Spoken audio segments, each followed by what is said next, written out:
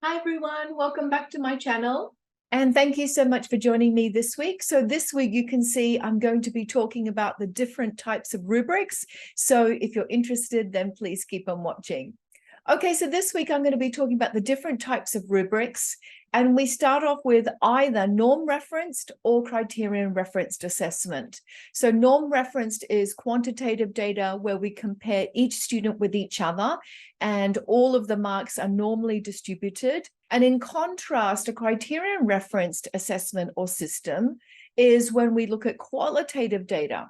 And there's lots of different ways that we can look at qualitative data, which normally always includes different descriptors. So let's have a look at the first layer for criterion referenced assessment. First of all, who inputs? So is it something that we as teachers generate and we create a criterion referenced rubric? Or is it something that's co-created with our students? We co-create different aspects, different criterion based on what we think is going to be a good indicator of assessment and achievement.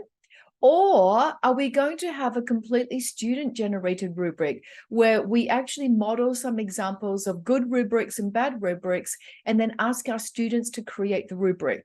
So that's the first layer of criterion-referenced assessment and rubrics. Do you want to use a teacher-generated rubric? Do you want to co-create a rubric with your students? Or do you want to have a completely student-generated rubric? Now, the next layer is then deciding, are we going to have a holistic rubric, an analytical rubric, or just a single point? And a holistic rubric is really just looking at a project from a holistic point of view.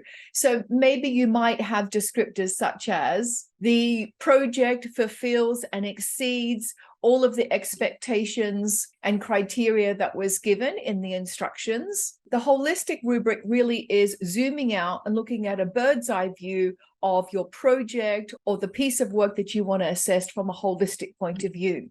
Now, an analytical rubric has a lot more detail. So you're going to have several criteria, and each of the criterion will be different headings or themes that you deem appropriate.